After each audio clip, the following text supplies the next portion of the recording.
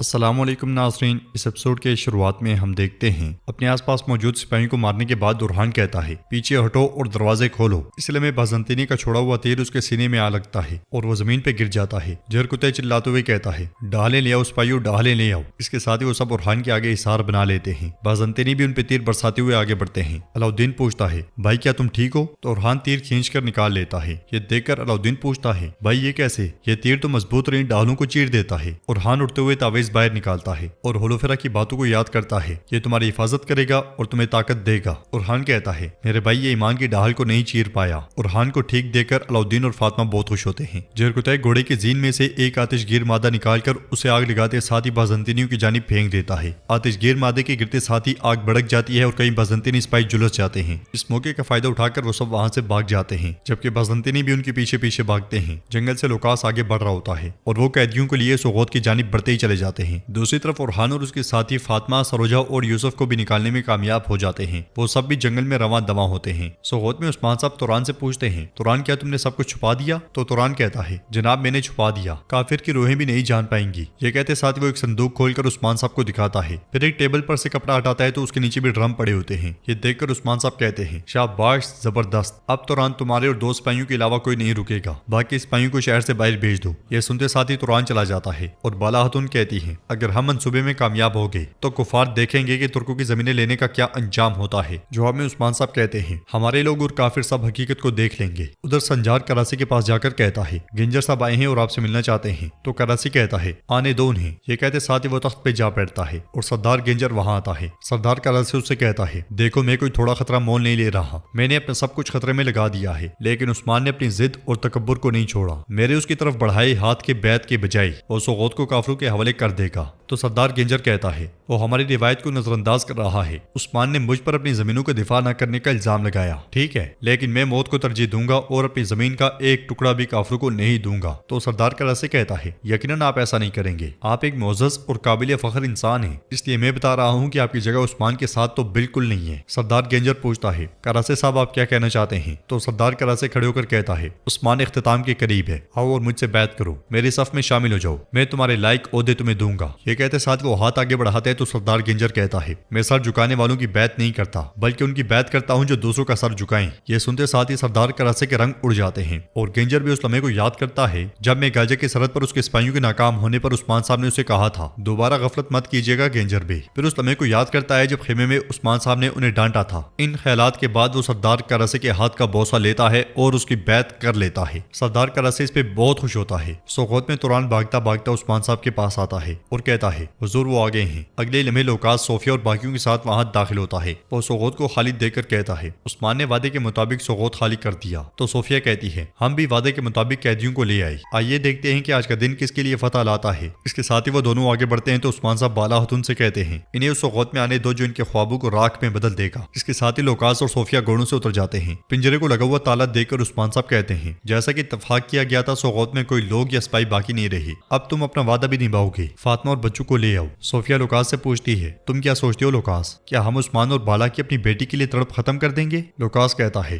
अपने वादे के मुताबिक कैदियों को ले आओ सिपाहियों। ये सुनते साथ ही कैदियों को पिंजरे से बाहर लाया जाता है। लड़की को बाज़ंतीनी सिपाही उस्मान साहब और बाला हतून की जानिब धकेल देते हैं। वो जल्दी से उसका चेहरा अया करते हैं तो वो फातिमा नहीं होती। ये देखकर वो दोनों बहुत परेशान हो जाते हैं। बाकी दो के चेहरे भी तुरान अया कर देता है। ये सूरत हाल देखकर उस्मान साहब गुस्से से कहते हैं तो ये बात है हाँ? लोकास मुस्कुराते हुए कहता है तुम किसको बेवकूफ बनाने की कोशिश कर रहे हो उस्मान, हम जानते हैं कि तुमने सोगौत को बारूद से भर दिया है, हम सब कुछ जानते हैं। सोफिया कहती है अपनी बेटी को लेकर तुम हमारे सरों पर शहर को मस्मार करने वाले थे, हाँ? जान लो कि अगर तुम कोई भी हरकत करते हो तो फातिमा मारी जाएगी। नाज़रीन इसके बाद हम देखते हैं कि बुरहान और अलाउद्दीन फातिमा को लेकर खुशी खुशी सोगौत की जानिब रवां दवा होते हैं। वो जल्द से जल्द पहुंचने के लिए बेताब दिखाई देते हैं। सोगौत में लुकास उस्मान साहब से कहता है तुमने हमारी बात सुनी, अब सिपाहियों को हुक्म दो सोगौत से फौरी तौर पर बारूद को हटाकर हमारे हवाले कर दो, जैसा कि हमने इत्तफाक किया था सोगौत हमें दे दो। उस्मान साहब पूछते हैं तुम सब किसकी रस्सी पकड़कर कुएं में उतरे हो, तुम्हें किसने धोखा दिया? सोगौत में कोई बारूद नहीं है। सोफिया कहती है मेरा सबर जवाब दे रहा है उस्मान, झूठ बोलना बंद करो और शहर फौरन हमें दे दो, वरना बाहर मौजूद मुहावजों को हुक्म ना दे दिया जाए कि तुम्हारी बेटी को मार दिया जाए। यह सुनकर उस्मान साहब कहते हैं तो ऐसा है। इसलिए में बुरहान, फातिमा, सरोजा और बाकियों को लेकर सोगौत में दाखिल होता है। उन्हें देखते साथ ही लोकास और सोफिया के उसान खता हो जाते हैं। एक दूसरे को देखकर फातिमा और बाला हतून बहुत ज्यादा खुश होती हैं। सोफिया तलवार बेनियाम करते हुए लोकास से पूछती है लोकास ये कैसे हो सकता है, मगर सख्ते में आया हुआ लुकास कोई जवाब नहीं दे पाता। फातिमा आगे बढ़कर बाला हतून से गले मिलती है। यह मंजर देखकर लुकास भी तलवार निकालकर पीछे हटना शुरू हो जाता है। बाला हतून के बाद फातिमा उस्मान साहब से मिलती है। सोफिया लुकास से कहती है, उस्मान हमारे साथ इस शहर को नहीं उड़ाएगा जब तक कि वो और उसका खानदान भी यहाँ मौजूद है। उस्मान साहब के पुकारने पर सिपाही इधर उधर से निकलकर उन्हें घेर लेते हैं। तीरंदाज भी सामने आ जाते हैं। लुकास बहुत ज्यादा गुस्से में और परेशान दिखाई देता है। वो दांत पीसते हुए कहता है, ये गैर माकूल है, गैर माकूल है, ये कैसे हुआ। वो जल्दी से ड्रम खोल खोल कर देखता है मगर उनमें बारूद नहीं होता।